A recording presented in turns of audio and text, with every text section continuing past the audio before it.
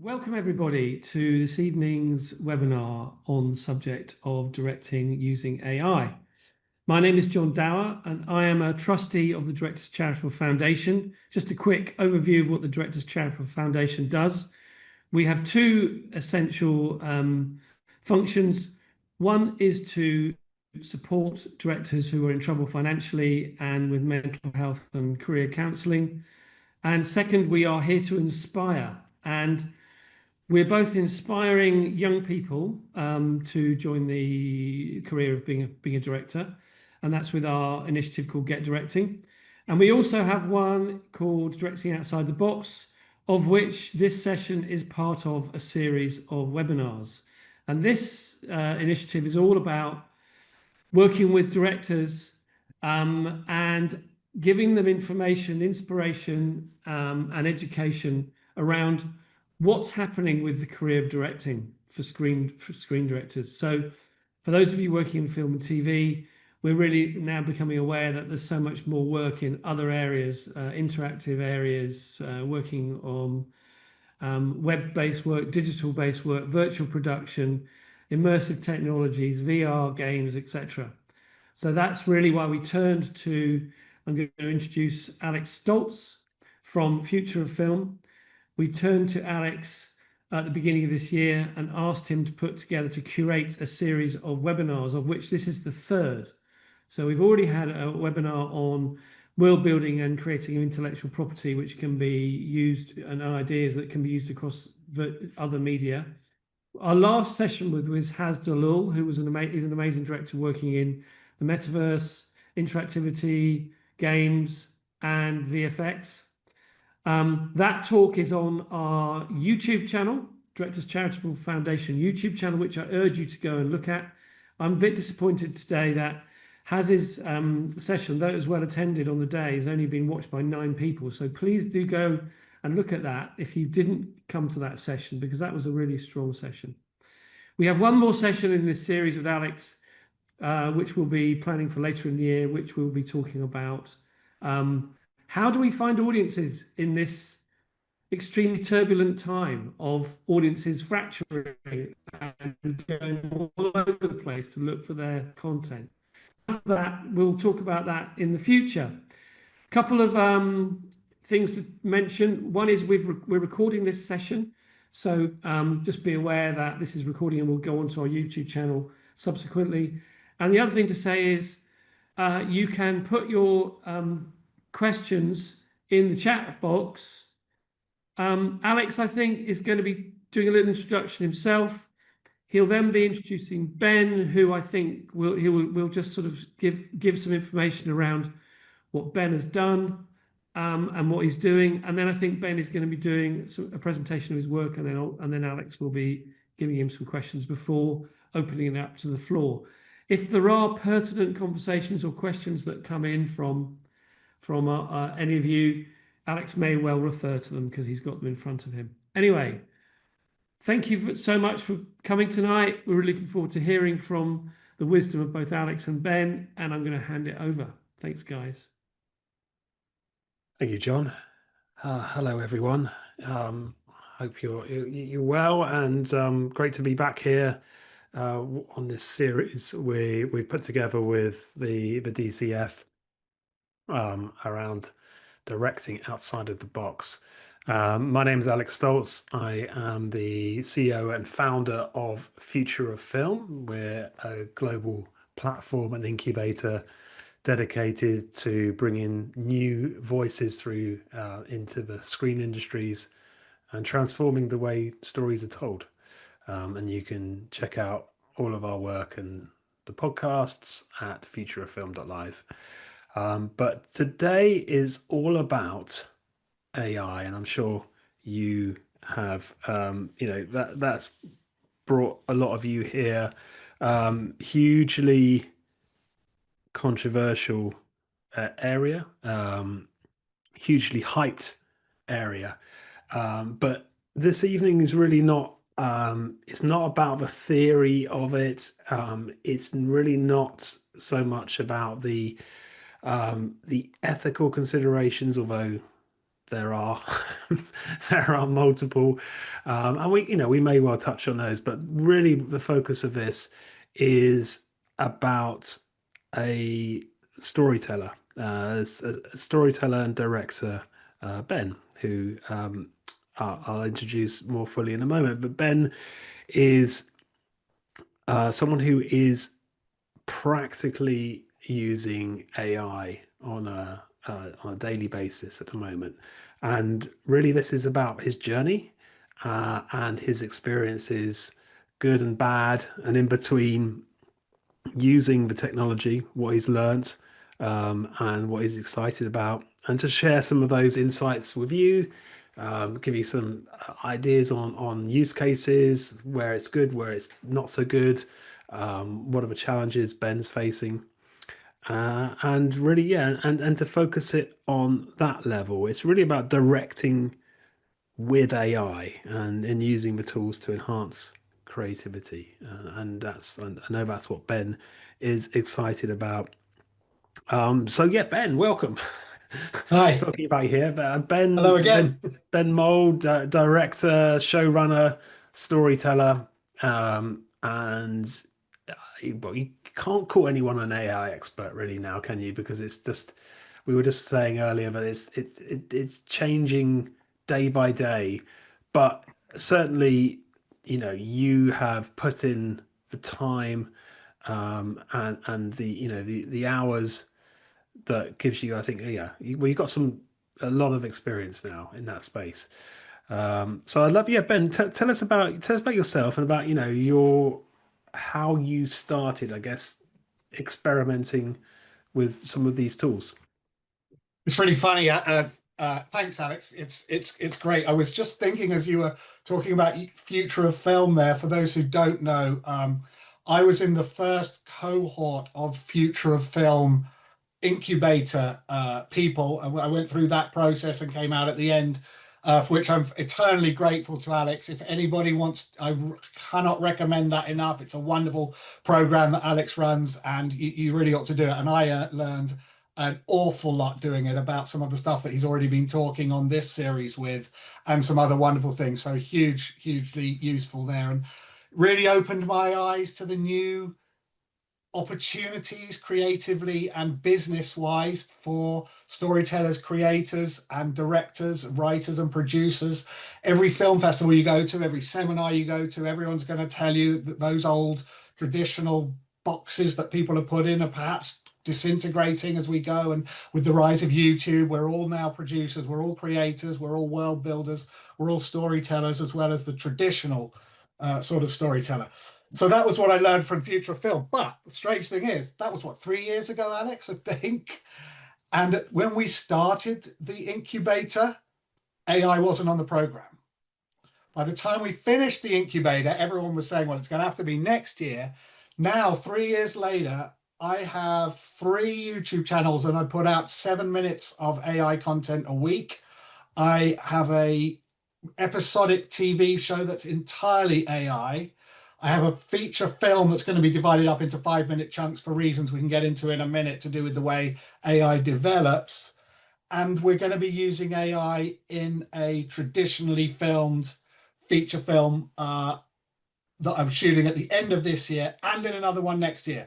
So it's gone from, we wouldn't even mentioning it on a really inspirational thing called Future of Film, to now I literally use it every day for trad projects, for TV, for film, as well as for future looking social media stuff. So it's an incredibly fast journey. And like Alex said, no one's an expert because it's going too quickly. Really is.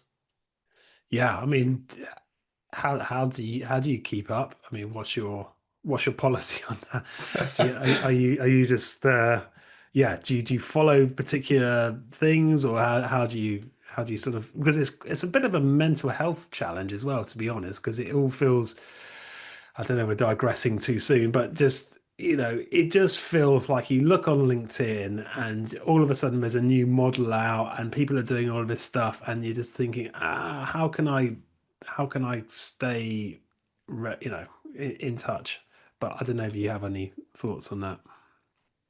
Sadly not. It really is changing that quickly. I learned taught myself how to use uh, the stable diffusion models, which are local models. You work them from your own local computer. Those can be really useful and powerful. We'll get into this in a minute for training what's called LoRa's, like little bits of training rather than retraining a whole AI generating facility. So I just got to use all those. I was really getting quite good at it. And then Google's brought out VO3 and Nano Banana and all that sort of stuff. And that was so much better than what I'd been doing before that I'm now going back to using that cloud-based, off-the-shelf, app-based stuff. I'm sure by Christmas we'll be back to the local LoRa's and the stable diffusion routes and all the rest of it. But to answer your question, staying in touch with YouTube and the various creators that are doing things,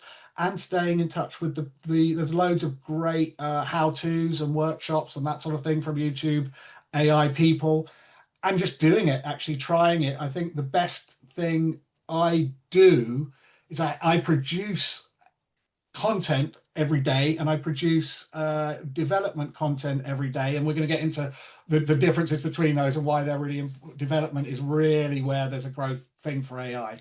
But just doing it every day, I think is really important. That is difficult because they charge you credits unless you're using the open source stuff, and that can really mount up. So hopefully we're going to get into a couple of little tricks, not to beat the system and avoid the credits, but how to avoid using so many credits to get where you want to get. Should we start with maybe, I guess my journey into it was with ideas. I don't know if we sort of start with. Yeah, The, definitely. I think that's what's really interesting here is that as you're as a director, storyteller, bringing, you're a very proactive director in that sense. I know you're developing your own projects all the time. So yeah, was it from that side of things when you're bringing your stories to market and communicating the ideas? Totally. I mean, we all thought it was at the time. There was a whole raft of people on the internet saying, this is great. You just have to plug something into ChatGPT and it'll give you 10 ideas for what your next story might be. Or you can plug your characters and your world into ChatGPT and it'll tell you how to build your universe and it'll be really great. And I found that nonsense, actually. I found the ideas stage. Sorry, everyone, it's Mr. Altman, Sam Altman, but the AIs can't help with that. You've got to start with a human idea, otherwise it's not substantiated. It's not founded in the human story. It's not founded in the human condition. It just becomes a facsimile or a pattern recognition version of what you've already seen out there. So I think this first idea, those ideas that you have, walking the dog, cooking, cutting the onions for supper, whatever it might be, that's the human thing. And I'm trying to use AIs and LLMs to try and shortcut ways into that is not, I haven't found that a useful way to do it. And I'm quite glad, actually, because I think there needs to be a human at the core of it, and a human sort of idea or feeling or emotion or belief or wanting to say something about the world that has to come from us as creators. So I think that's really important. What you can do after that with the AI is really helpful, though. So I think we have to use it as a tool, never forgetting that we are coming up with those ideas because we're humans talking to other humans, and that's how that's what people want to hear, and it's what we want to say, actually. Yeah. So when you have that idea or ideas, it's at that point where you find it useful to start bringing that to AI. So then it becomes a really useful friend in the pub, partner, shout at the wall, talk to the trees while you're on a walk, whatever it might be. It starts to become a much more useful thing than just kicking the idea around in your head, because you can run that idea into it. As we all know, the very act of typing something down or having to explain it to an LLM helps hone the thing before you've even hit enter. And the LLMs are getting pretty good at coming back with critiquing those ideas and suggesting alternatives. 100%, obviously, it's not being then designed by the LLM or the ChatGPT. Let's just use that as a shorthand for any of these text generators. it's not necessarily designed by them. It's just giving you suggestions, and you choose which ones you use. And what happens with me 9 times out of 10 is the idea it gives is pretty terrible, but it gives you an idea for another idea that you then have.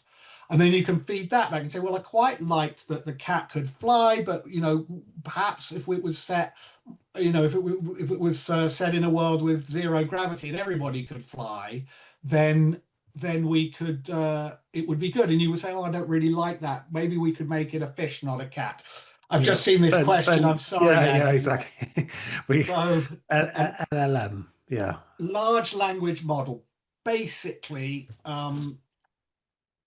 Okay, AI very roughly works like this. It takes your prompt and tokenizes it, so it divides it up into tiny little chunks, and then everyone, the AI people are going to shout at me now, but very roughly then reconfigures those according to patterns that it has learned over millions and millions of versions of those patterns. And that can be called, that's a large language model. So it's a model of lots and lots of small packages of information or words that it uses to spit back out patterns that make sense according to the prompt you put in. So it's a machine that takes prompts and gives you a new set of values or a new set of words that make sense within what it understands language to be. It's a large language model. Sorry, it's a really difficult thing to explain. it is. It's just it's difficult. I mean, it gives the illusion that it's thinking and but it's putting the words together in a particular way that it has through that pattern recognition, and that learning is meant to be helpful. And it is really good. I mean, Alex, when you and I started, you could ask it what the color of a tomato was and it would get it wrong. Now you can say, can you answer me this in the style of Sadie Smith or in the style of Tolkien or somebody, and it will give you those answers in exactly the way that it's the way it understands the tokens and understands the patterns and then respits out has become incredibly sophisticated, giving a really good illusion of intelligence, actually. I mean, really good. Whether it is or not, well, that's another different webinar. Yeah. We've got some questions coming in, which is great. I mean, I think let's maybe the hallucination one we can sort of come back to, but what is the difference between generative AI and and LLMs, and what is the difference between generative AI? In my mind, generative AI is video, sound, imagery, and LLMs are text-based. But is that am I? As far as I know it doesn't know the difference once it gets down to that level. Yeah. It tokenizes words, and for example, if you're playing on a Mid-Journey and you edit something, it will break down all the little bits of that picture into little parcels of information and your prompt into little parcels of information and create a brand new pattern based on all that information. So I think at its most granular level, I'm not sure it really understands the difference between a word and a picture. Yeah. But so a generative AI, I think, is what we call a model that recreates sound and picture, basically. Yeah. It's effectively an LLM, I think. Yeah, exactly. It's the same sort of principle, but using a different output.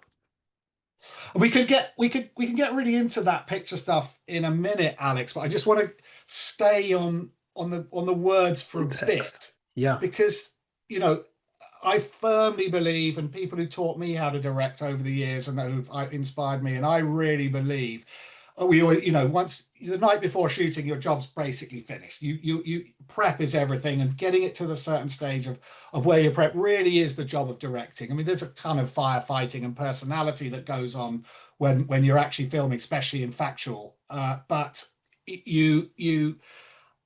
directing is prep as much as possible, and that's where AI really becomes useful. You don't use AI much when you're filming because it's moving too fast.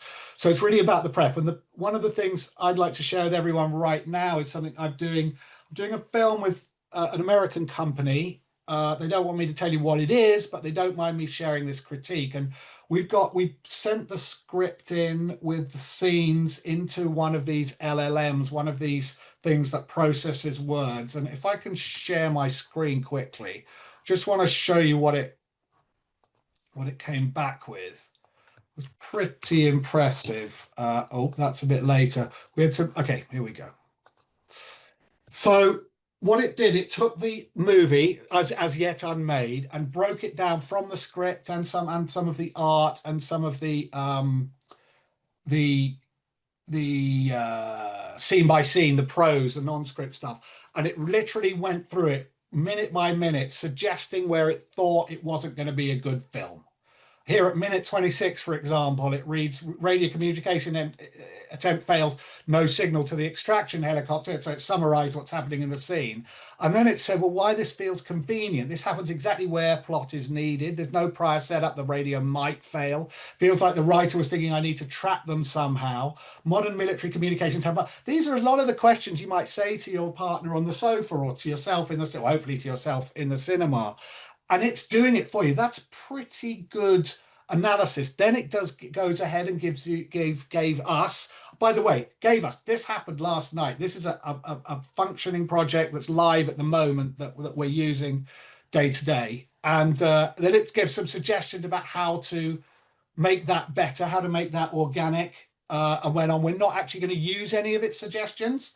We think we can come up with some better stuff, but it's inspired by that. But at least we know we've got to fix it. And then literally down the same page, virtually the same minute anyway, a guard awakens and discovers the century, blah, blah, blah. And it gives some examples of that. So I think for a director, for a writer, for a producer, that is incredibly valuable to have your first set of your first critics really come back in quite an intelligent way. I mean, don't you think? I'd love to have had that 5 years ago when I was trying to put projects together, because then you can fix them before they cost too much money or any money, actually. Yeah, they look good points. We had a couple of questions asking do you know what the prompt was? I assume you're using ChatGPT for that. That was, well, this is also interesting. So I use, if people are interested, I personally use Gemini, ChatGPT, and Claude. Yeah. I use a lot of them, but those are the three that I've kind of settled on now. They all give slightly different answers, or sometimes radically different answers. And what, like I said, you remember I said a few minutes ago that I will ask it a question, it will give me an answer. I'll come back and say, well, no, try this again.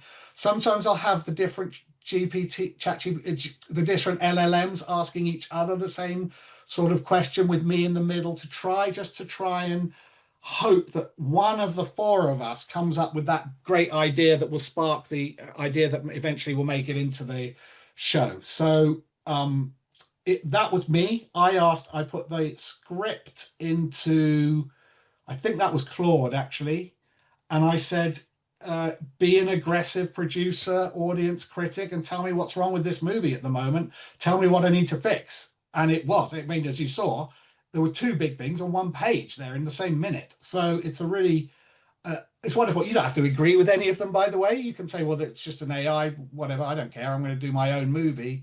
And if you want to do that, that's also fine. I mean, that's great. And you can not do it, put it in and ignore it. But I really like putting it in and just seeing in case it gives me a better idea, because the best idea wins, not my idea. Do you have any concerns about uploading your script to a platform like that? I personally don't. I know a lot of people do. The reason I don't is I just don't think it cares. I don't think they have it was so tiny compared to the amount of data going through the LLMs at the moment. It's just it's almost impossible to find that data out. So the cost benefit, the risk of potentially that getting stolen. The cheap GTs as well OpenAI remembers what I've done before because I've asked it to. Yeah. but no one outside of that's ring fenced. You can't get into that if you're outside That's of it. right. Yeah. And the other ones forget it instantly. So if you try to ask about something you asked them this morning, they'll have forgotten. So they they don't remember what it is. So no one can go through and scrape it for your ideas. No, you're just giving the machine a tiny morsel of something creativity, which it may, you know, form part of its future answers to different people around the world, perhaps. Yeah, and I've always been one for going to telling people your ideas, talking in the pub, talking to people, because I find that people don't steal your ideas. It's the Yeah. doers that get ideas done, not the idea. You know, if you sit around telling ideas in a pub and never do anything about it, and people take your ideas, well, too bad. But so it's the doing of these things that counts, I think. And also, actually, a quick funny aside: one of my first jobs at a company over in Shepherd's Bush, and they said I went in with the MD on the first morning. He said, "Look, over the next 6 months, you're going to pitch me ideas. I know you are because everybody does. I just want you to know that I read the same newspapers, I've read the same books, I listen to the same music. I'm probably going to have the same ideas as you. Now, I'm not saying you know your ideas are useless and mine are great, or whatever, but we're probably going to have the same ideas. Just know that."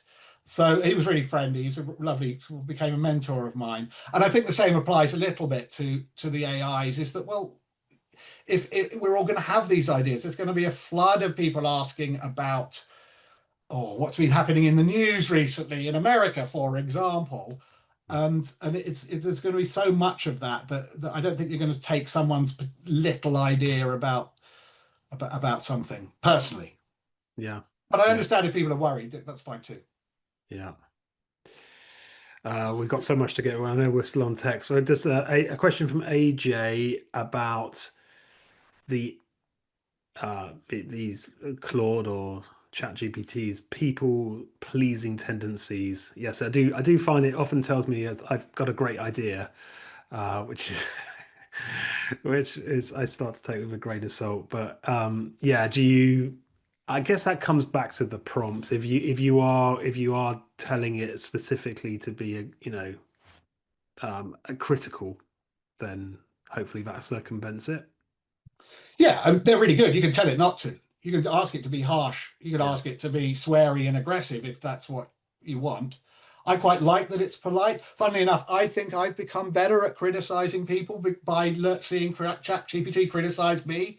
I think I've become friendlier. So I think that's made us hopefully made the world a better place. But I think where it really annoys me is when it's wrong, when it's hallucinating, or when it's just got it wrong. And because it's a little bit self-referential within the single chat, it can sometimes go way wrong and can't pull itself back. Gemini is especially bad at that, actually, really bad. When it's still being nice and polite, even though it's wrong well, anywhere between hallucinating and just plain wrong, that gets a bit galling and frustrating. But you could tell it not to be. Yeah. Can I just share another quick little example similar to the text one here, which I think is also pretty instructive, and that's the how it. So similar to the text idea, you can also put some of your visual ideas. We're directors, obviously, we think in visuals. It's not just about the script and the ideas behind it. I've got this story actually that Alex I developed through the Future Film with Alex, and it's about these. There's a plot point in that there are these baddie drones that are flying around the jungle trying to kill our hero, and this was one of the first sort of bits of concept art we came up with, and we didn't really like it, so I started to give the image generator more specific instructions about what I wanted this thing to look like. And that's by the way, a really huge note to take home, to be as specific as possible with all your prompts, whether it's text or picture.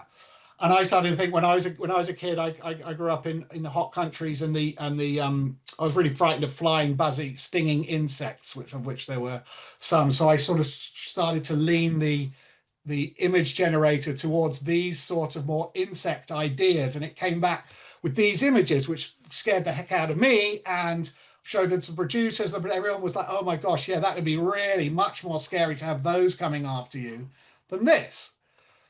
So that entirely came out of exploring using the image generators that you can do with AI to find the pictures that we wanted to express. But if you'll notice, these things now look like these robotic, scary lobster insect characters. Then we realized, wouldn't it be even more powerful if our heroine was somehow had some bad experience as a kid, or was somehow frightened, like I was personally, of scary back flying, stinging, biting insects. So then we went back to the script and we wrote in a scene where she's scared of one of these, so that half an hour later in the movie, when she does come across them, it's more emotionally resonant. That's all because we put it. I mean, we could have possibly come up with that idea by ourselves, but the impact of coming up using the image generators and really seeing how that might work was really powerful and changed the script. It changed the story and slightly changed her character, which is, really great. Another example, I'm shooting something later this year with this sort of tragic human vivisection type character, who I don't know if you can see is quite difficult to create. There's a lot of VFX in there, and putting that into the image generator, and we were looking at it, and then we asked it was I'll go through all the different platforms in a second, but then we asked the image generator, could you make it less sort of veiny and more human? And it came back with this sort of character. There's a male and a female version in the story, and that changed everything, because we changed our casting from being a sort of Andy Serkis type movement type person to a much more human performance. It's changed the time they're going to have to spend in makeup. It's going to be a lot more about an actor performance. So we're going to go to a completely different actor who just said yes last week, which we're really pleased about. So again, that's a huge thing. The budget, the schedule, even the casting, and actually the script too, because now we can really play up the humanity of this character, all came through exploring these visuals from this to that using AI. Now, you can do that. You used to be able to do that with, if you had £1 million in a studio, and you would have an artist do that. And we can get into whether it's better to have an artist have a job or an AI person have a job.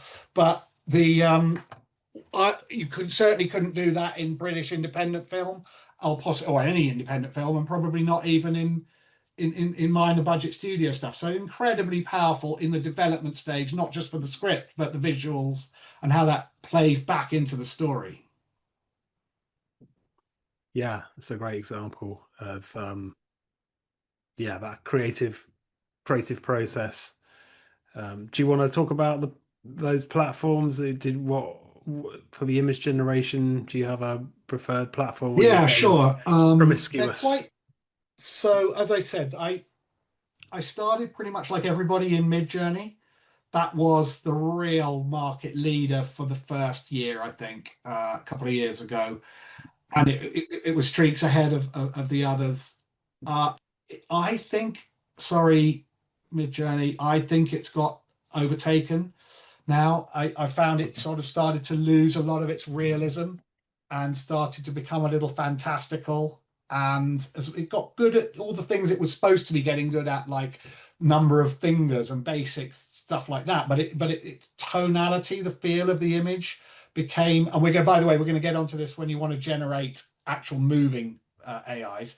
Yeah. But the tone of the image is quite fantasy and sci-fi and a little bit modelly. Everyone's quite pretty. Whereas Google, which is trained on a different set type of image, is much more realistic. So I moved into that because I happened to be doing some realistic work, and that by Google I mean which was Flow and Flux and what was called Image FX, which is now Whisk, which is fantastic. I can't urge you enough to try Whisk, everybody. It's really good. I can talk you through a bit how that works in a minute. And then, and of course, now I'm sure everybody who's got an Instagram or YouTube has heard of Nano Banana and the new Google thing, which is really, really powerful for the simple reason that it can change a single object and see it from different angles and look at it in different ways and change the color of its hair or her hair or his hair or the color of your a garment without changing the rest of the image. It's really good in that way. And Google are really market leading that above, I think, everybody else, certainly in the consumer, definitely, and in the prosumer sort of world. That said, I'd still go back to Midjourney for image editing because it's really powerful. For the if the way the way an AI looks at an image can go in one of two ways. It can look at the whole image, and if you ask it to change, say you ask a woman sitting next to a dog and you want it to be a cat, you can prompt it to change the dog to a cat. But one type of image generator will break down that whole image and reconstitute the woman next to a cat. Whereas Midjourney and Photoshop will only paint out the cat bit and leave everything else exactly the same. And those are two different ways of doing it. Google has the best image generator, I think, at the moment of the consumer and prosumer ones, but it breaks the whole picture down. So the woman might change her hair or change her tie or change her earrings or whatever it is. And that can be really inconvenient if you want character consistency. So that's why I'd go back to those Midjourneys to do editing of pictures, even though I think Google's image generation is better. I hope that's clear without yes, demonstrating it.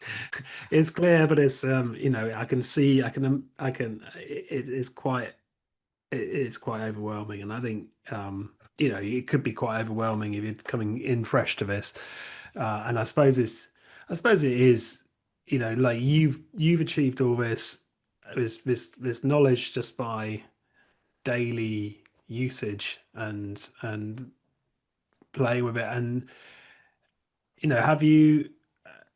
has that been, how much of that has been driven by I've got to learn this because I want to be ahead of a curve, or how much of it has just been I want to do this particular thing and I couldn't do it, ordinarily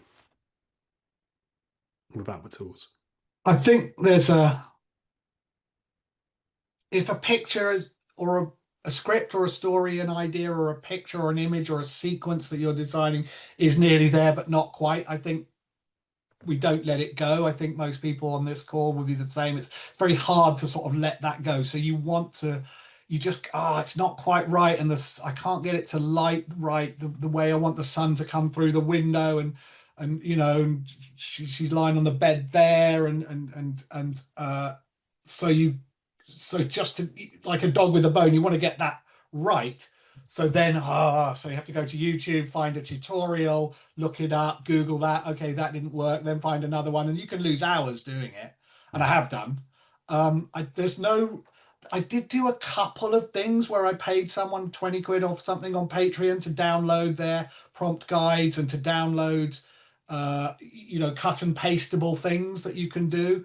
I think that's a little bit cowboy snake oil, unfortunately. I think the doing of it, because unless you understand what you're doing, you don't. If you're just cut and pasting from other people's prompts, it doesn't quite. You don't know how to do it the next time.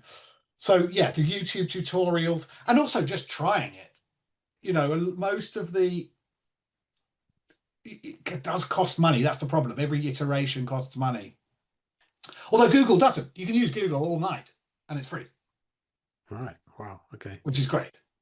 And that's another reason for doing it. On a big sort of job with these thousands and thousands of pictures made, and some of those I do, partly between you and me, I'll say on Google just because I don't have to shell out 50 cents per picture or whatever it is, 5 cents, I can't remember, 0.05. Just seeing questions come through. Just a small housekeeping thing. If people could put the questions in the Q&A, that would be great, and we can sort of keep track of them better. But I'm keeping an eye on both at the moment. We've got some sort of bigger picture questions coming in about the future of filmmaking and, well, in terms of your work.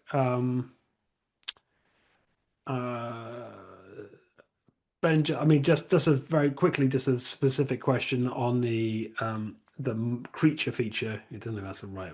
Maybe want to No, it discuss is. that. Well, it's Is more that elevated how than that, but have yeah. you is AI, you seeing AI as being part of a production on that, or is it just literally in terms of a development you're using it? So when 6 months ago, I would have said it would have been just the development. But Alex, you and I were at those showcases last week with Yeah, everybody. There's some incredible stuff coming out that literally wasn't there 3 weeks ago or 6 weeks ago. Staying on top of it is a bit of a pain actually. It isn't, and it does take an effort. But there's some stuff coming out that I'm now thinking we're probably going to end up using in this. Not hopefully those platforms, but something like that yeah, in this otherwise trad live action. And the sci-fi, our movie that we brought through the incubator together that's filming next year is definitely going to be using a lot of this of AI techniques, even though it's a traditional film. It's not an AI film in that sense. I'd be very surprised if by the end of next year there are any films or TV that don't have some, let's say the end of the year after, just to be safe. But it's so it's becoming such a powerful tool that producers are going to want, and directors and producers and directors are going to want to use it, because why not use the good one? Why not use something powerful? yeah. Why not do the expensive just spectacular shot with helicopters and laser guns that you couldn't have afforded otherwise. So Definitely. And also I think well, I know these new platforms that are coming out, platforms like Flawless, which is an audio sort of program, and Moon Valley, which is a picture company. I can put these in the text chat for people, the actual right. titles of these things. But both of those, what was really interesting at these demos last week, they were both ethically and locally trained. So an actor would give their permission to have the computer train up on their face. Then they would use that actor's face and performance to give the performance using the AI, and then they would destroy all that data, so the actor would never use it. So those sort of ethical considerations are now becoming very much front and center of, as alongside the tech becoming very powerful. And I think once everybody feels happy with the ethical consideration and sees the power of the tech, it'll be very hard to find a reason not to use this stuff on everything. Yeah, just don't seem to be able to message everyone on the chat. I was going to put in some links there. Don't know why I can't do that. I can only message you, Ben, which is anyway. So yes, Flawless, it was one of the ones. I was just going to put the link in there. Yeah, it's really interesting, that approach. I mean, that event we were at, where it was very, this is in contrast to your chat GPTs and your Googles, these are really focused startups, scale up companies which are looking to solve a particular problem in the pipeline. So Flawless is dubbing, and so it's taking, it uses AI to change the actor's voice. No, it doesn't change their voice, changes their lip sync, so you can to match with a different voice or a different language. You can so it's really, really cool. But again, like Moon Valley, they were really pushing the ethical considerations of it. None of it's going to be used to train the model. Everyone's IP is held within their own bucket, if you like. And like I said, really specific kind of problem solving. So yeah, it was I've real eye opener. I've got a personal story about that that happened a few weeks ago. I was in a meeting with someone at which I just found out today, the biggest entertainment company in the world outside of America, it turns out. And I was there, and he was a little bit suspicious and closed. and sort of was like, what about this? And then when I explained that I didn't use public prosumer generators for the work that I would be doing for them, I would be doing everything locally on my machine here using the stable diffusion models that we talked about, where everything's trained locally. You could just see his face changed over, it would just instantly change. He suddenly started to smile and he said, good, that's a real worry we've had here, that we're going to be, you know, how is that going to come back to bite us in 3 years if we've used that from a trained model, and we don't want to get sued. And once he found out that there was ethical and logistical safeguards in place that meant the work we were doing was ethical and safeguarded, his attitude completely changed. And I think so when I think that happens across the whole business, which is going to do in the next 6 to 18 months, minute maximum, I think we're going to see a real change in everybody, actually. Yeah. Yeah.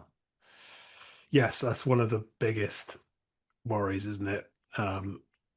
And having, you know, the other thing, reassuring thing, I mean, not to go bang on about this other event, but it was just helpful to see that there's people behind some of these companies are from the business. You know, they understand they understand the business, and they understand the importance of artistic integrity and IP ownership, etc. Ben, let's move on. We're next on your on your journey. Are we going to hit video yet, or we still got some more kind of image stuff? We've sort of leapfrogged that, which is fine. But Yeah. the next sort of part you've got these great ideas. You've developed some visuals. You know what it looks like. You by the way use we haven't really talked about storyboarding. No, let's do that afterwards. So you've got these great visuals, you've finally got this great script, you've used your LLMs to get all that working really well conceptually, and possibly with, I was going to say dialogue, not with dialogue, it's terrible at being human, but very good at knowing what a police officer would say to a lost child according to whatever regulation. So it's really good at knowing stuff, just not very good at coming up with it, or not as good as a human at coming up with it. Anyway, the you've got all that stuff, it's going great. Then you've got to either upsell within your organization, or sell to finance, or to a broadcaster, or a producer, or whoever else, or indie, whatever your project. And that's something that I've been very focused on delivering. And I've come up with this thing I call pitch books, which you could Google and find, or I can send people links to, which is basically, it's like, I had this idea that if you took these AI generated images and put them together with a handful of really crucial key statements about your movie, you could tell the whole emotional idea of that movie, or TV show, or reality show, or game show, or documentary, whatever it is. You could tell it in probably a minute to 60 seconds, sorry, 60 seconds to 90 seconds, a minute to 90 seconds. And if you can do that and affect people emotionally with it, then you've got a really good chance of getting them to want to partner with you, to want to finance it, to want to put it on their YouTube channel, or their television station, or their streamer, whoever it is. So I think so that's become something I did for my own projects. SavePoint, the thing that we brought through the incubator, I made one for SavePoint, and the producers in from Los Angeles said that specifically was one of the main reasons why they carried on the conversation, if not picked it up. The movie that we're shooting end of November this year, 2 of the 4 financiers have specifically said they wouldn't have come in and started the conversation about how to finance this film if they hadn't had it presented to them initially in such an emotional and resonant way. So I think that's another really useful thing that creators, directors, and this is where director producers now, rather than director writers, can get real benefit out of AI techniques, is creating these packs. But they're not decks, they're sort of concept art, trailers, bit of moving picture, and they really give a flavor of. Have you got some? Can you share some? I've got one. This is for the horror that we're doing soon in November. Let me see if I can play it.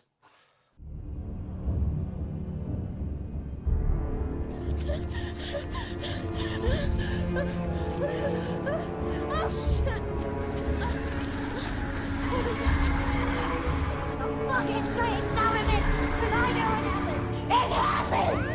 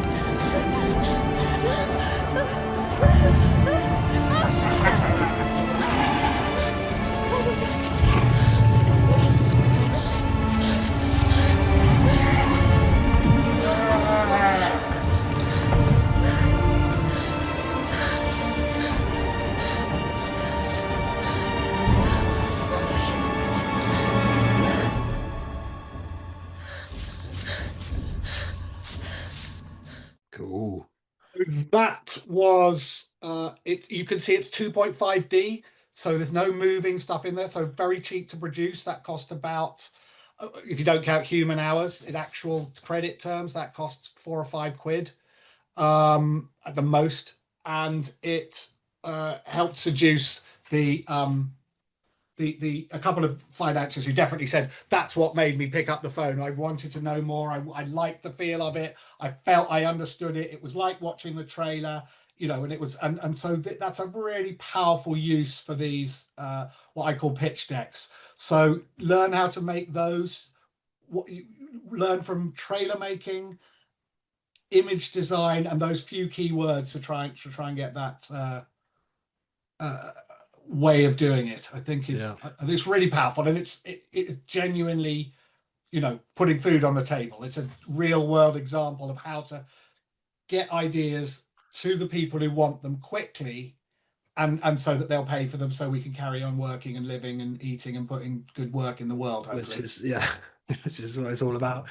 I mentioned at the top that you're an entrepreneurial storyteller, I think, by nature, Ben, but and that sort of producer, writer, director hybrid, you definitely seem to straddle across those. But do you feel these tools are obviously allowing you to do more of that stuff, allowing you to be more, to sell more effectively, to bring, to lean more into that? Do you feel that's like, well, I guess it's an opportunity, right? That they present, but you're suddenly able to take on more of a hybrid role, perhaps.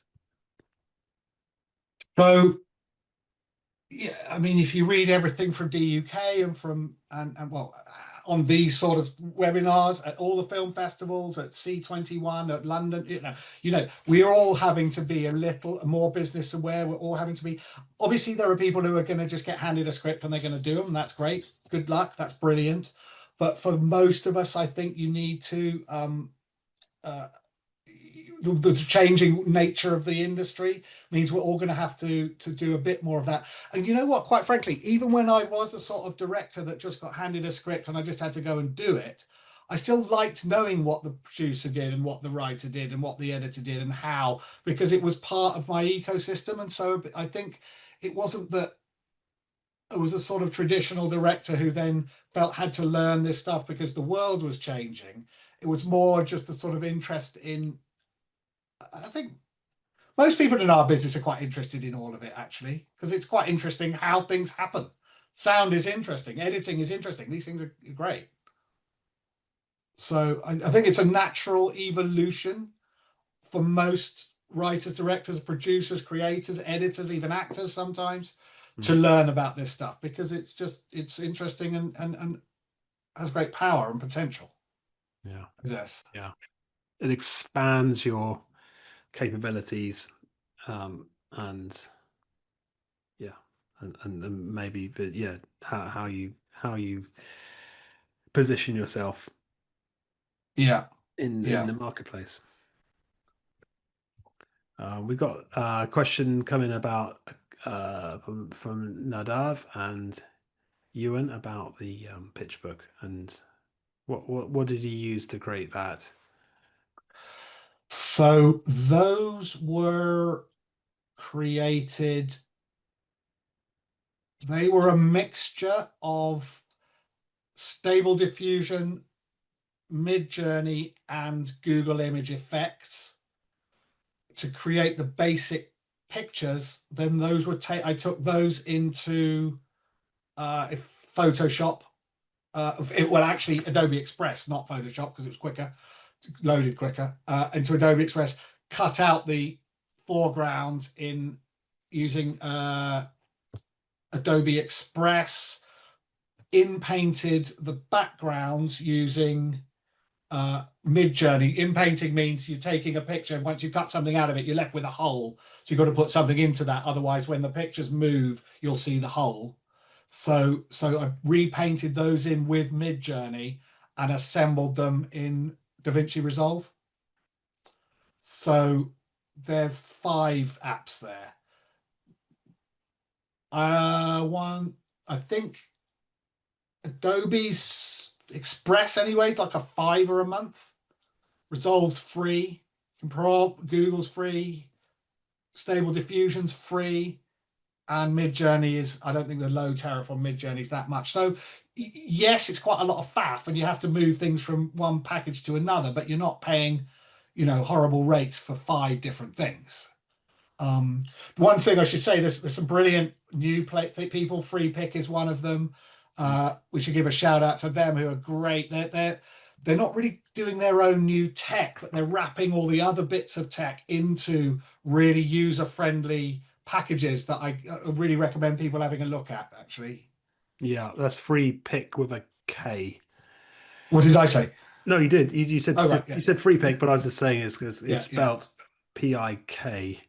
So they'll use all the stuff that we've just been talking about for the last half an hour. It's just you only have to go to one place. So that can be that can be quite useful. I think by this time next year, I don't think anyone will be doing what I've just been doing, where you're having to loop round from A to B and back again. I think it'll be much easier. I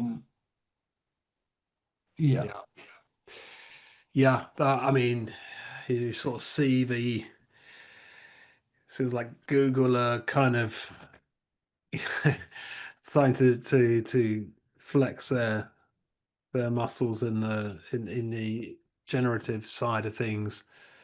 So you start to wonder, I guess, whether some of these smaller players will fall by the wayside. I mean, hey, who knows? But yeah, I think that's a genuine concern. Yeah, I think you're right to say that. I think.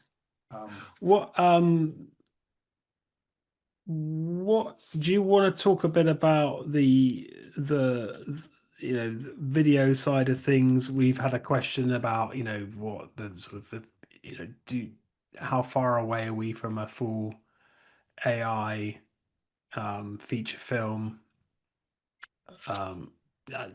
Yeah, great question. Great. So I'll play my reel of moving stuff as well in just after in a second. I think that'll be a good time to do it. It's come up.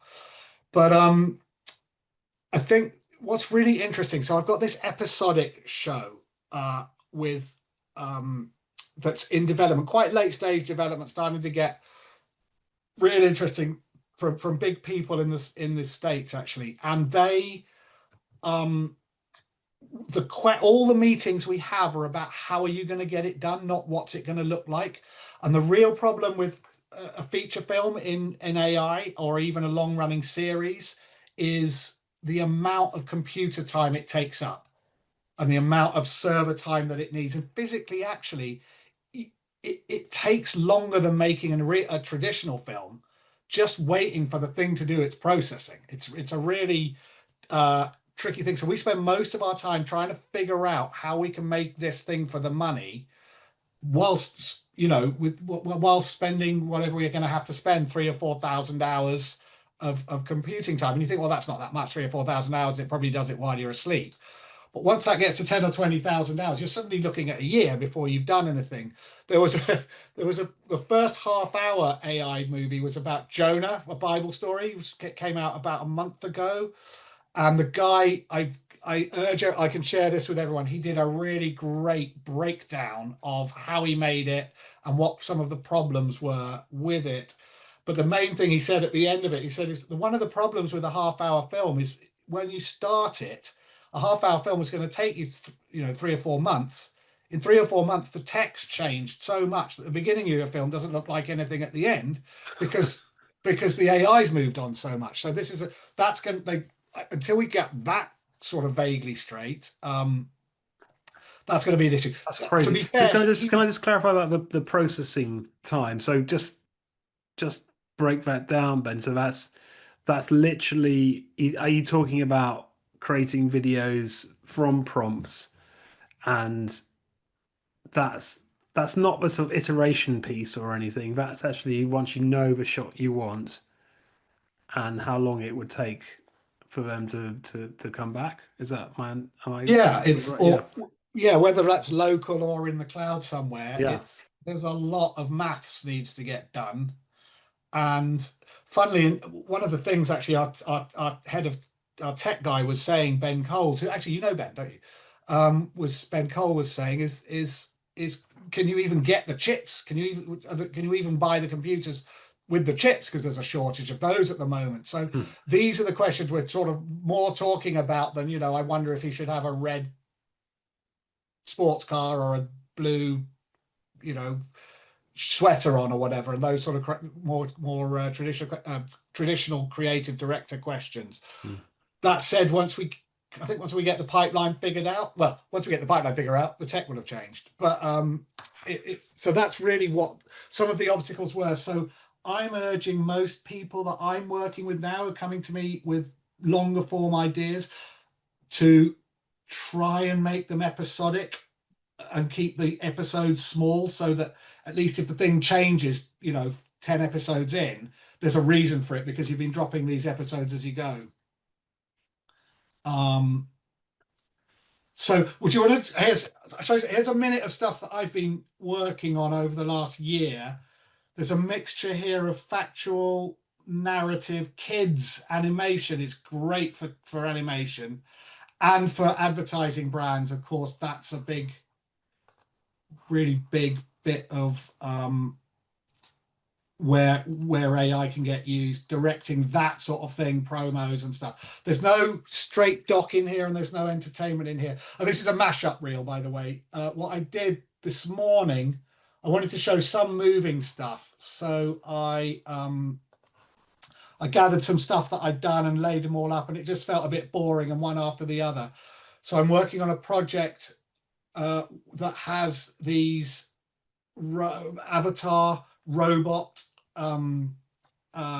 characters in it, and I gave them a script and shot them in inverted commas. I made them say this script for us, so I didn't have to design the characters, but I did have to make them redo the script and then cut that together this morning with these with some clips of the stuff I've been doing, and that's what we're going to see now, which is, as I say, about a minute long.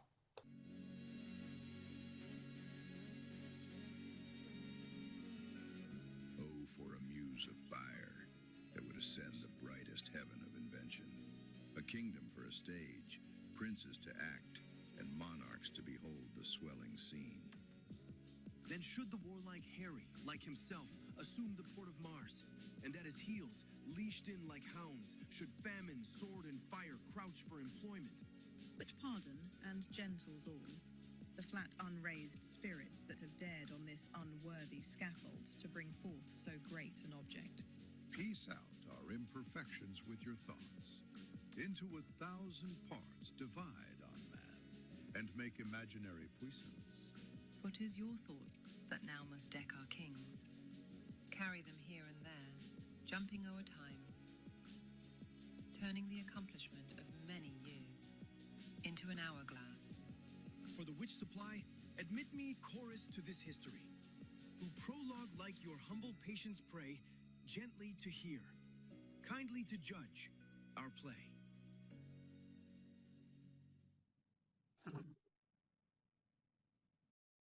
So obviously Shakespeare, but it's that speech from the beginning of Henry V is about AI. It seems 500 years ago. It was amazing.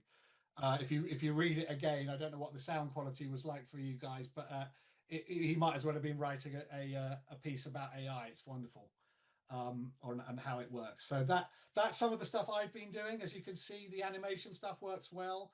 The photo real stuff works well, but it goes out of date very quickly. The character stuff. One of the things that I'm going to talk about that. Sorry, if I noticed about it.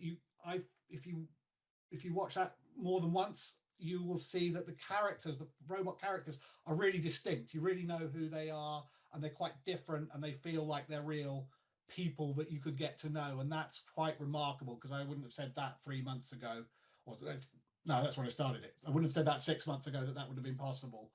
For those who that was a mixture of original image from Stable Diffusion, Google, and Midjourney put through Runway, VO3, Kling, the Chinese version, and that's all. I think that was what that was, and they were a very different stuff of some of my channels, some for more commercial clients and some for narrative development. Amazing. So we're racing through this. We've got, I don't know, about 20 minutes left. I'd love to hear from people out there if they have questions. We have got some questions in the chat. Is anyone, how are people finding, have you experimented with AI in your workflows? What are the obstacles you're facing if you are? What's holding you back if you aren't? Love to hear your perspective, and any questions for Ben. We have a few questions which have come up about sort of resources and recommended YouTube channels or creators. So maybe we can have we can send some links in after with some tips there. I think Ben definitely advocates just getting your hands dirty and trying to learn from your own experience. So I'm just looking at some other decks. Yeah. So I mean, how do you see this playing out, Ben, in the in the medium? Your crystal with your crystal ball, where do you sort of see this heading? Are film sets being replaced? Is the role of a director going to be purely now a prompt exercise? How do you sort of see this? I mean, no chance, no way. We're still going to have trad films. We're still going to want to see actors. We're still going to want to. When moving pictures came along, they didn't replace books. When moving pictures came along, they didn't replace theatre. It changes it. It's definitely going to change it. Be ready for that, and that's why it's good to stay ahead of it and be aware of it. But it won't replace live action. Certainly, it can't replace documentary. And if it does, and one of the reasons it can't replace documentary is there's a watermark hidden in every single AI picture that you can't see, that nobody can see. Only another AI computer can see it, that will tell you whether it's an AI thing. It's a hidden signature, which means you can't fake. They've now put this across all of them, and you can't fake. Well, it's incredibly difficult, not worth it, to try and fake pictures. So documentary is always going to be there. Entertainment with real people, game shows, that stuff's always going to be there. Fiction, animations, possibly in trouble, but people are going to become prompters instead of Cinema 4D and 3D graphic Maya people. So I don't think that's going to change much. What I think is going to be really interesting in the next year, this is going to be hugely interesting, is at the moment we tell the picture AIs how we want our characters to behave. Stand by the window, turn your head, look angry. These sort of performative direction. And you're taught quite early on in your directing career, as everyone I hear, I'm sure knows, is that's but not good directing, because you're just telling it's results based, right? And that's how the LLMs used to work, the text based stuff. Now you can tell an LLM to be frightened or to be nervous or to be cautious or to develop something in a sort of a style. And I think we're going to see in the next year to a year and a half the ability to not just to say to the image of the robot or the cat or the woman, walk over to the window and look out, but also that remember that that the last time you looked out of the window was when you saw that wonderful sunset, or that horrible thing happened, or you fell in love, or whatever it is, so that it will start to reflect the way it behaves within the image generation, not just by the performance direction you're giving, but by character direction. And I think that is around the corner. And I think that's going to be really exciting, because then you can really direct. What you can't really direct now, you're sort of puppeteering at the moment, and you get emotion and by accident. But when you can actually say, the last time you used that cup was when you met your husband or whatever it is, or your wife, and now you've found it broken on the floor after the people, this or the other, you're going to pick it up in a different way if you're an actor from just the simple direction, pick it up. And I think the AIs are going to be able to do that, because they can do it with text. So it's only a matter of time before they can do it with the pictures. And that's really exciting then. Yeah. Because that becomes almost human. That's very exciting. And it also opens potentially the for more interactive, without going down another rabbit hole, but there's more interactive kind of experiences where audiences. Well, I mean, I think they're already putting it into games now, so that of course real time AI agents generation baked into gameplay, which is so that's happening. That's almost yesterday too. Yeah. So you're absolutely right. When it can get interactive like that, if you talk to your friend who lives in Italy and they're an AI, you'll sort of know it's an AI because they're just behaving. But when they're really behaving like your friend, it'll be quite difficult to tell the difference. Yeah, that's really I love that idea that you can. Yeah, I mean, looking at some of the prompts which are people are using, and I'm sure you're very adept at constructing very specific prompts that give the kind of look and feel and texture that you're after. But if you think about how creative that is creative, it's also a sort of a process to learn. But you think about how you could start applying that to character development and backstory and weaving that into the process. Yeah, it could be very exciting. But it won't be long before you can have the same character do the same action and tweak their backstory, and they'll do it differently even though you haven't reprompted the action.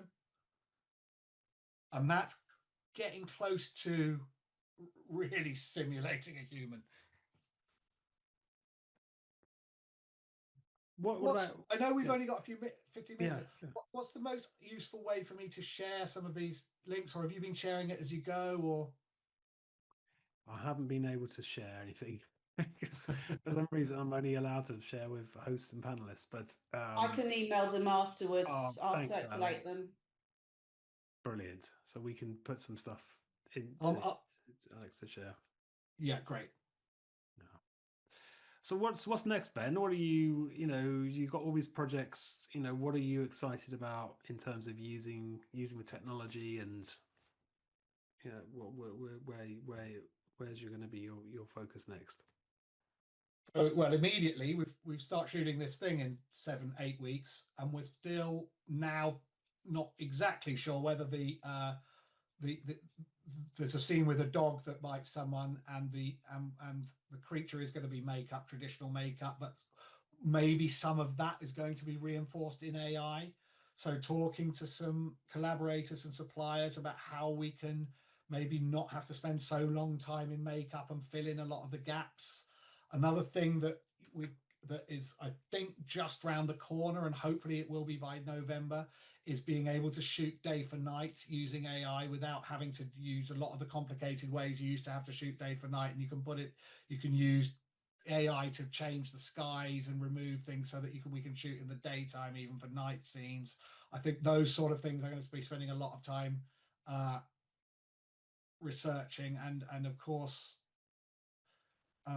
always trying to I always try to do some new stuff each week, something in a new style, an animation, a caricature, a kid's poems. I'm doing some kids' poems at the moment, which are going up on YouTube, which are sort of nonsense poems, hopefully funny. Animals talking to you about the letter that their name starts with, and that sort of thing. So I'm trying to hit one of those a week, and that kind of thing. So there's a lot going on. Yeah. What do you think about actors? In the question here from Udian, I hope I've pronounced that correctly. In terms of actors, how do you see actors sort of their role, redefined role, moving forward? I mean, I think acting's a tricky job anyway. Most of them don't make it, and most of them aren't in work at any one point. That's just a statistic. AI don't think it's going to change that. For the ones that are in work, I think once the initial, we had the strike, and then we've had some echoes of that going on. But I think once you sign the group, sorry to refer to that thing again, but the group we met last night, they work with the actor. They get the actor to sign a thing that says, you can use my likeness to do these pickups and change a few of these shots with my face in it, and then that gets destroyed and the actor gets more money. So the actor loves it because they don't have to fly to Iceland and get a haircut and change the thing, and they lose money and lose their, not be able to go to so-and-so's birthday. If their AI can do it, and they still get paid. And I believe, Alex, correct me if I'm wrong, but this one, people we were talking to last week, the actor gets sign off of the performance. I think the actor approves the performance, so there's not even any kind of manipulation on that part. So I think for actors, tough job already. Not going to get tougher. I don't think the people who it is going to get tougher for are sort of magazine catalog models and corporate video presenters. I think they're in trouble because, well, I don't want to be mean to anyone. That's not what you would really call acting. But I think corporate video presenters have a bit of tricky, and certainly corporate models. The sort of person who's leaning over a computer, smiling and pointing on a web page, they're probably going to go. But then someone else is going to have to get a job prompting the AI to create that. And we haven't really talked about sound, but 11 Labs, for example, have a thing at the moment now. A friend of mine is just doing it right now with an audio book where the actor records their voice. The AI uses the voice to produce the new words, so the actor doesn't have to read the whole thing.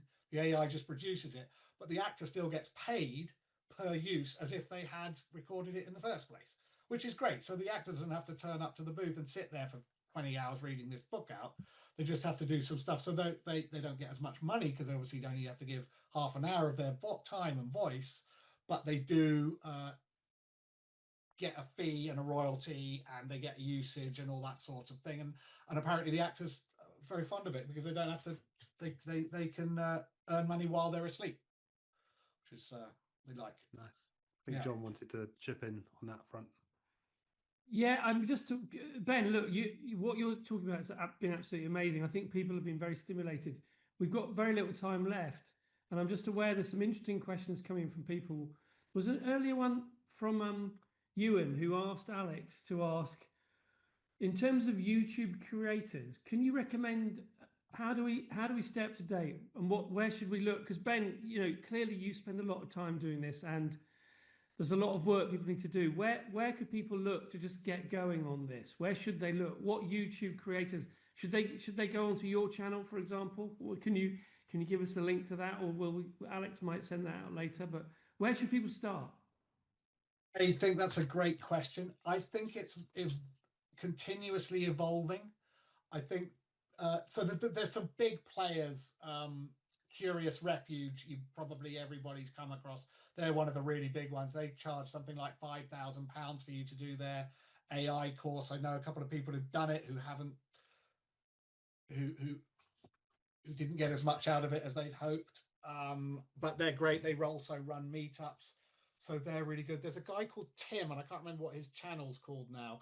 My channel's content, it's not how-to guides, so that wouldn't help. I don't mind sharing it. I'll share it in later, but sorry to bring it back to AI. Ask an AI, because an AI will know exactly what to do. Ask ChatGPT or ask Gemini. I want to do this or that with a thing. Can you point me to a decent YouTube channel that will show me how? And involve ChatGPT, because what ChatGPT will probably do is say, well, here's a couple, but if you take this from that and this from this, that might work really well. And by the way, have you thought about this, which you hadn't even thought of? So I would make the LLMs your friend in tracking down those things, because I know it's an illusion, but they do give the impression that they know what you're trying to ask, even if you're not asking it properly, which Google doesn't. Google just gives you the answer to what you asked. In terms of actual people to follow, it really varies. I mean, I'll put some in, but they really vary.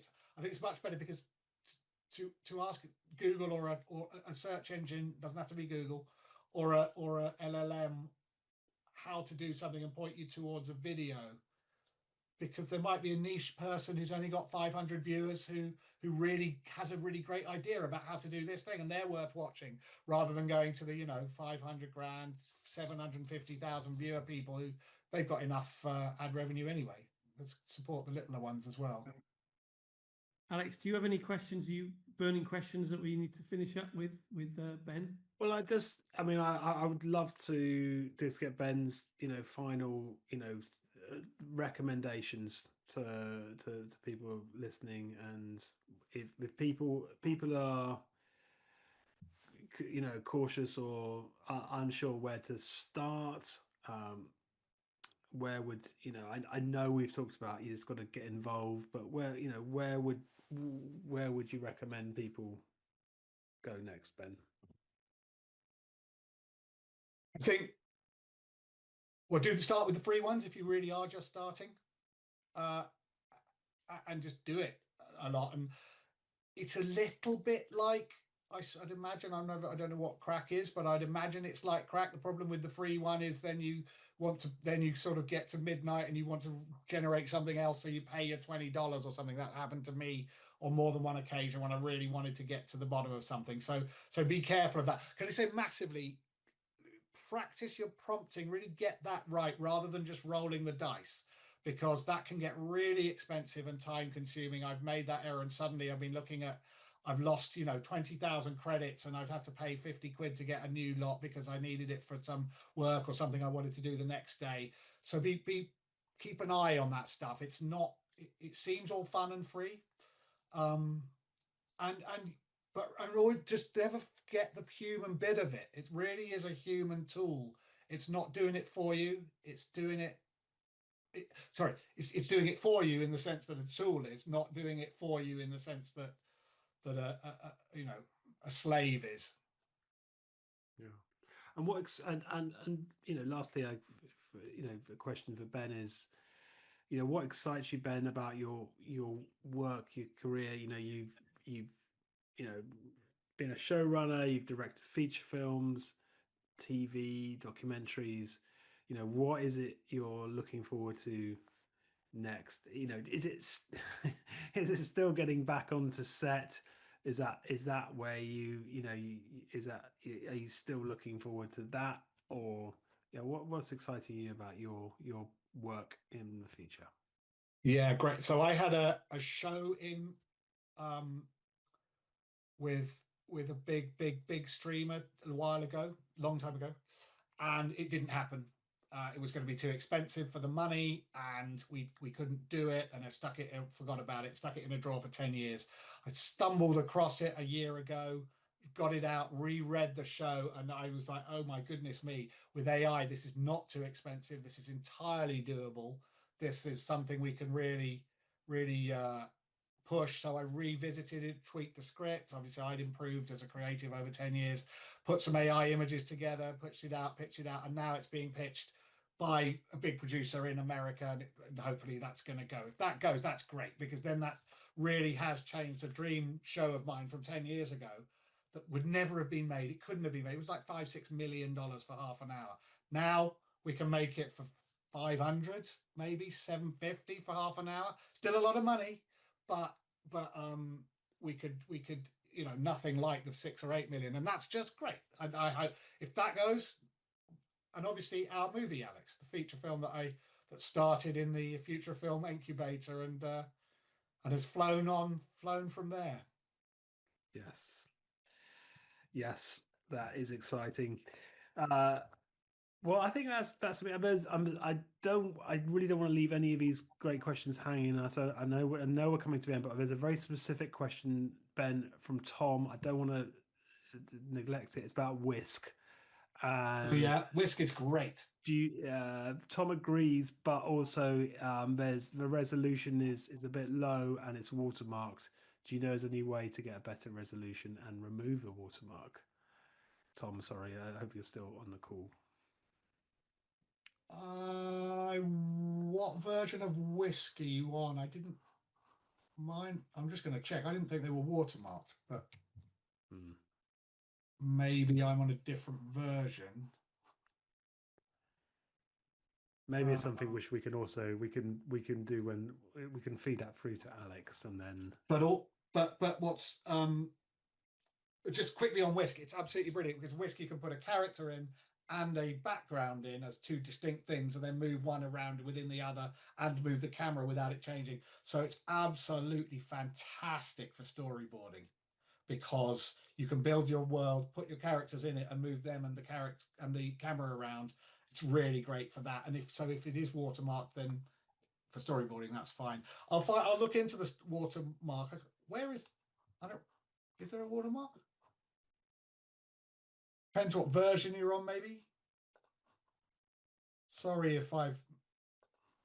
Ben, there was also a question on storyboarding. Is Whisk the thing you would recommend for storyboarding? I would, definitely, because so I would use Whisk to create it. So you can put the figure in, they can be in the room, the gun, they can pick up the gun, whatever it is they have to do, pick up the washing up, if it's that kind of film, and then they can but then I would take it out of Whisk, and I think I said this an hour or so ago, and I would go into Midjourney to actually edit bits, because there'll be bits of it that you can't use, because the Midjourney editor doesn't mess up the rest of the picture. Whereas because Whisk is in the Google environment, if you change one little thing, it can often change the whole thing. Often not drastically, but sometimes. Brilliant. Listen, everyone, we've got to an hour and a half, and I do think we should wrap this up. Clearly, Ben, you could speak all night, because actually there's so much. No, but there's so much to cover here, and there's been a lot of interest, which has been great to see from the Q&A. And Alex S, anything that I sort of think we're really good. We've had a really good session. I think you've inspired us all. You've pushed us all to think about directing in a new way, and I've loved some of the stories you've told and the examples you've given.